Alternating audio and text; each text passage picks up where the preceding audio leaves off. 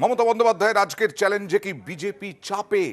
সুকান্ত মজুমদারের বক্তব্যে নানা প্রশ্ন নানা মহলে। দেখুন, উনি তো জানেন যে যা এই মামলায় খুব একটা কিছু শাস্তি হয় না, এই দিয়ে উনি ভোট বৈতরণী পার হওয়ার চেষ্টা করছেন। অবশ্যই মামলা হবে, কিন্তু মামলাতে কি হবে? কিচ্ছু হবে না, শাস্তি হয় না।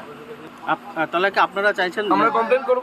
মমতা বন্দ্যোপাধ্যায় এখানে মানবিকতাকে প্রাধান্য দিচ্ছেন, যে যাই হোক মানুষের পাশে দাঁড়িয়ে মানুষের মাথার উপরে ছাদটা আগে তৈরি করে দিতে হবে। কিসের বাধা এটার সঙ্গে ভোটের? আর যাদের বাড়ি পড়ে গেছে তারা কি শুধু তৃণমূল? তার মধ্যে বিজেপি, সিপিএম, কংগ্রেস কেউ নেই? মানুষকে বাড়ি তৈরি করতে দেবো না, একই কথাবার্তা।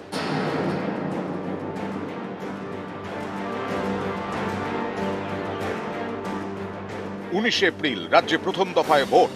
প্রথম দিন ভোট উত্তরবঙ্গের 3 জেলায়, জলপাইগুড়ি, আলিপুরদুয়ার এবং কোচবিহার। গত 31শে মার্চ এই 3 জেলাতেই চলে ঝড়ের তাণ্ডব। ঝড় নিয়ে ভোটের মুখে ঝড় ওঠে বাংলার রাজনীতিতেও। 42 লক্ষ বাড়ি হয়ে গেছে বলে রাজ্য সরকার ইউটিলাইজেশন দিয়েছে। প্রধানমন্ত্রী আবাস যোজনার বাড়িগুলো না খেয়ে ফেললে আজকে এই অবস্থা হতো। সুকান্ত মজুমদার নিজে ফোন করে বলছে আমি ফোন করে দেবো, তারপর টাকা চলে আসবে। তার মানে টাকা বন্ধ করেছে কে? আজকে যদি আবাস হতো, এই বাচ্চাগুলোকে এইভাবে হাসপাতালে অ্যাডমিট হয়ে থাকতে হতো না। এসবের মধ্যেই শুক্রবার প্রথমে কোচবিহার এবং তারপর আলিপুরদুয়ারের সভা থেকে মমতা জানান, ঝড়ে বিধ্বস্তদের নতুন বাড়ি তৈরির জন্য মোট 1,20,000 টাকা দেবে রাজ্য প্রশাসন। প্রশাসন দেবে, আমি দেবো না, প্রশাসন দেবে, আমাদেরই সরকার দেবে। 20,000 টাকা যারা পেয়েছেন প্রশাসন তাদের আবার 40 দেবে। তাহলে প্রথম কিস্তি 60 হয়ে গেল, আর 60,000 দ্বিতীয় কিস্তিতে পাবেন। ঘর তৈরি করতে শুরু করুন যাদের ঘর বাড়ি ঝড়ে ভেঙে গেছে।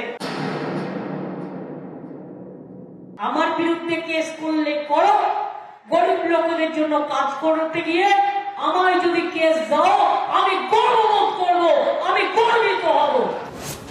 মমতার এই চ্যালেঞ্জে কি চাপে পড়ে গেল বিজেপি? অনেকের মতে এই প্রশ্নটা আরো জোরালো হয়েছে বিজেপি রাজ্য সভাপতির কথায়। কারণ তিনি একবার বললেন মমতার বিরুদ্ধে অবশ্যই মামলা হবে, আবার এও বোঝালেন এ বিষয়ে মামলা করে বিশেষ কিছু লাভ হবে না।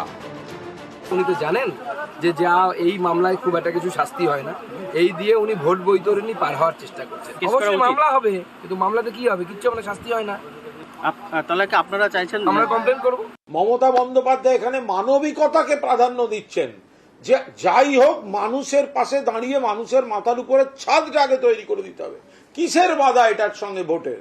আর যাদের বাড়ি পড়ে গেছে তারা কি শুধু তৃণমূল? তার মধ্যে বিজেপি, সিপিএম, কংগ্রেস কেউ নেই? মানুষকে বাড়ি তৈরি করতে দেবো না, একই কথাবার্তা। নিউজ 18 বাংলা।